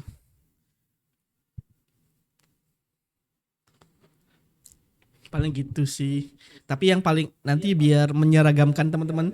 Nanti tergantung. Nah, maka butuh saya profiling teman-teman di sini biar kalau misalnya ada yang fresh graduate yang ikut, nah maka kita start dari yang paling populer ya, pakai collab aja begitu. Atau ya langsung adjust parameter pakai ilama juga nggak apa-apa. Tapi di collab gitu. Oh nggak bisa karena datasetnya nggak, kayaknya sekarang udah bayar ya. Ya nanti kita coba cari nih best projectnya yang bagus gimana untuk latihan. Mungkin gitu Pak Arif. Wah ini saya seneng nih kalau ada ini nih teman-teman yang juga explore. Jadi saya dapat banyak insight juga. Jadi begitu ya Mas Arif ya. Pak Arif dan Pak Hadi. Mungkin ada lagi yang pengen didiskusikan Pak Arif?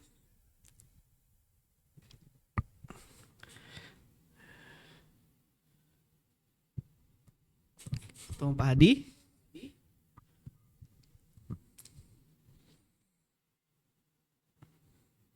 Oh, oh ya baik Pak Hadi. Oh ya. Oh Pak Hadi boleh saya kenalan dulu nggak? Apakah Pak Hadi bekerja di mana begitu? Sebentar saja Pak.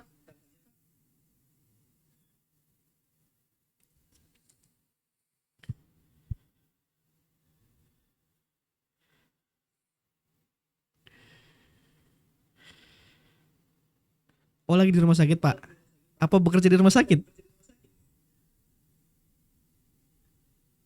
Bekerja di rumah sakit Pak. Oh ya. Apakah sebagai engineer IT-nya atau di luar itu?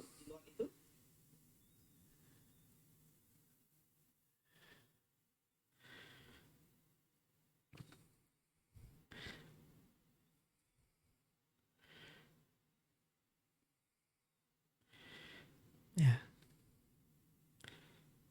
Oh enggak Pak. Nah nanti kita pakai use case yang mudah Pak. Ada beberapa platform-platform yang mudah. Jadi nanti kita kategorisasi ya teman-teman yang ini platformnya mudah, ini platformnya lebih advance. Nah begitu ya Pak ya.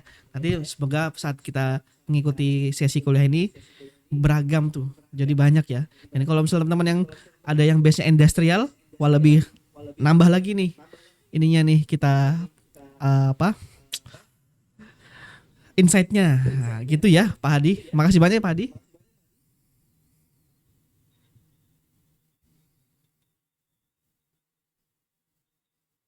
SIM RS. Oh ya. SIM RS. G. G Pak, kalau SIM RS ada Pak yang open source. Namanya SIM RS Kanza. Ini dipakai. Ah.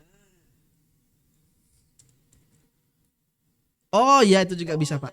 Ya ya ya bisa Pak. Ya ya. Nah nanti mau ngomong-ngomong SIM RS nanti juga kita juga bisa Pak di luar perkuliahan atau di sesi perkuliahan juga bisa.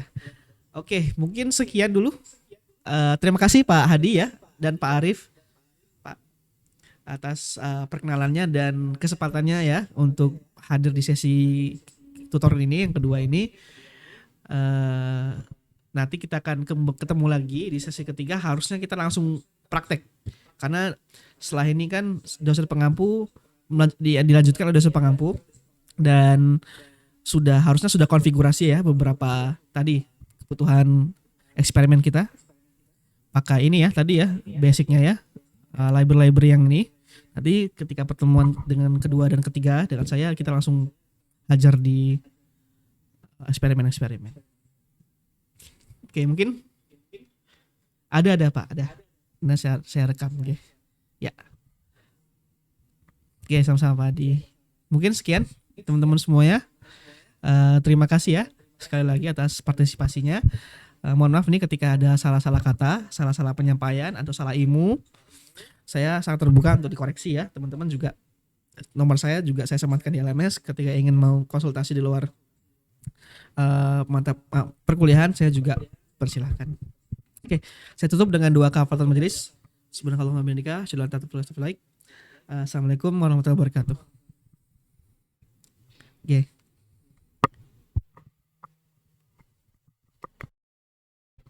Ya, sama-sama Pak. Oke.